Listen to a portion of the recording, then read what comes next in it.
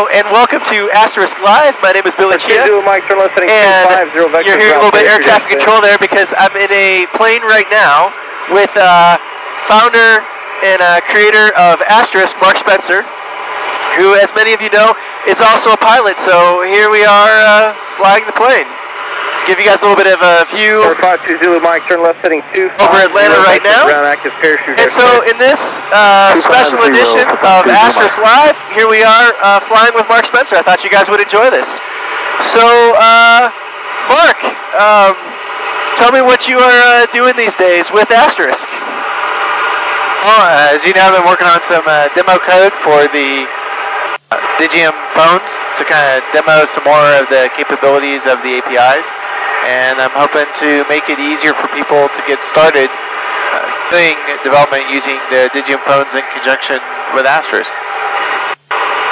So tell us about, I know you told a story a lot about when you created Asterisk.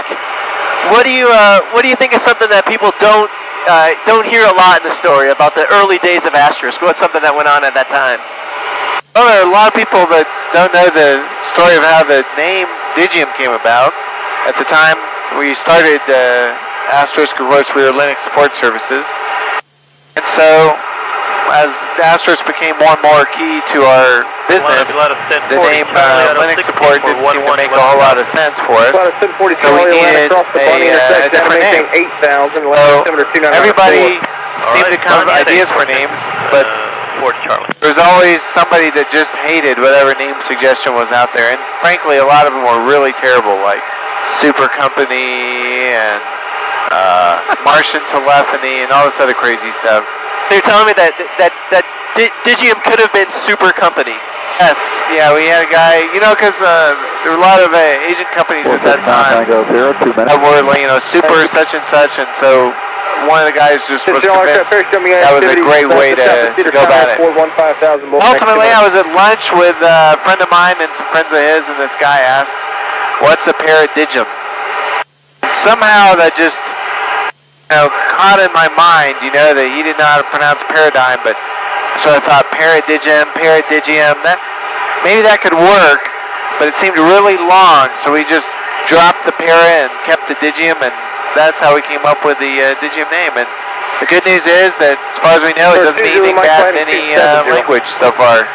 270. So now we have Digium, the Asterisk company, rather than Digium or Super Co. November Golf is with you through 2000. We could have had Super Company, we could have had Martian Telephony, the Asterisk company, any of those things. Okay. It is interesting to point out that we toyed with the idea of changing the company name to Asterisk, since obviously Asterisk was very well known, but it was important to us that Asterisk have its own identity, that it really be able to be its own project, and even though Digium supports Asterisk and we really maintain it, it really is its own thing, and we still to this day keep that stewardship very close to how we handle our operations. It's very important to us to be good stewards of the Asterisk project. Really, Asterisk as an open source project has so many developers around the world that contribute to the source code to help test, submit patches. So it really is a global community with Asterisk.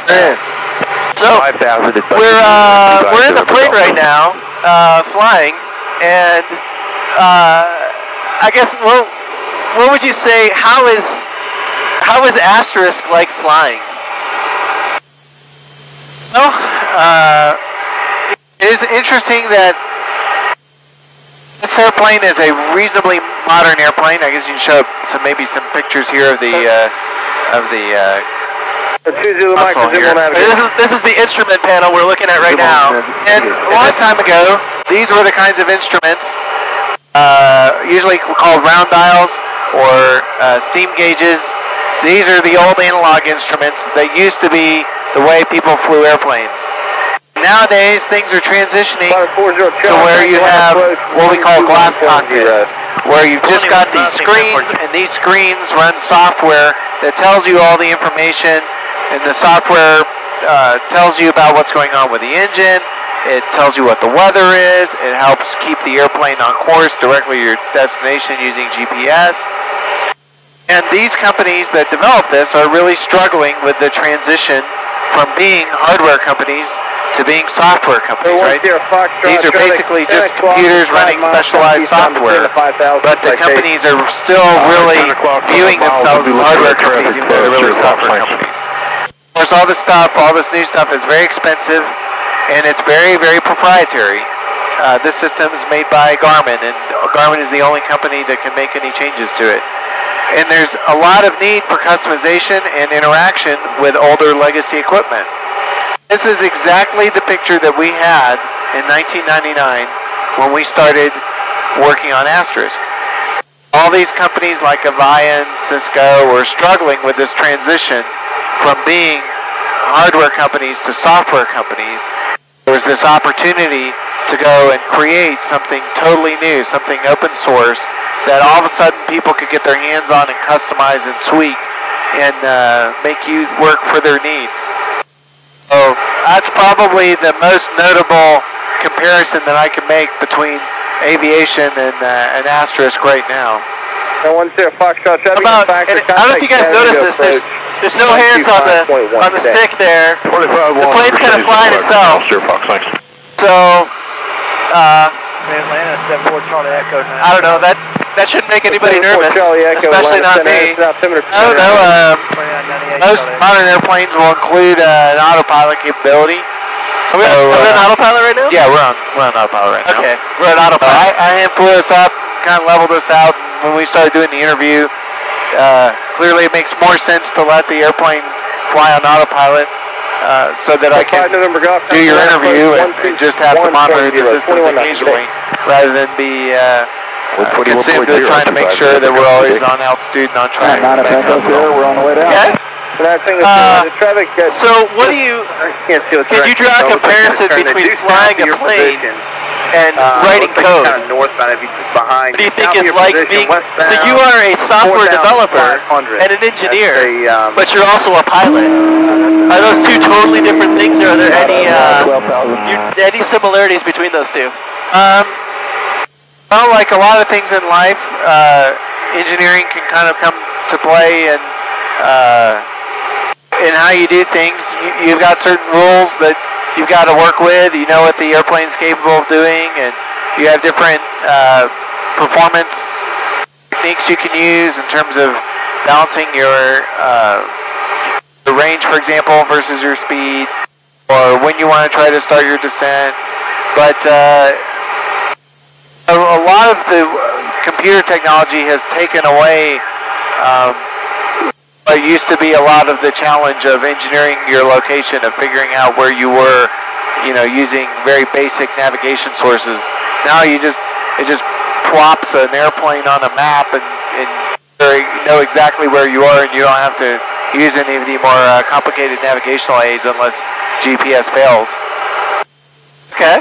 So there's less engineering in flying a plane. Yes, I would say it's much easier to fly an airplane than it is to write software for about 4 miles west of the airport, so 6,500. That's interesting to me. That it is easier to write software for Asterisk.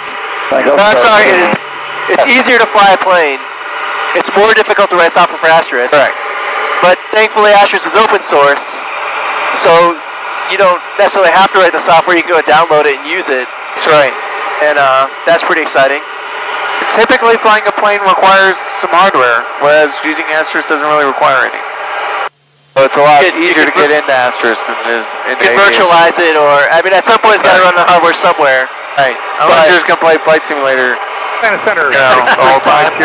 You at some point have to have the real airplane to be able to fly the airplane. But it is not the rocket science that people think that it is.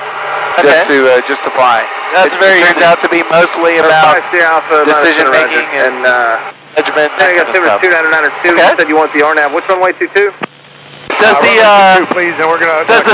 cockpit here, is this running on Linux? Do you know? It runs on some other embedded operating system.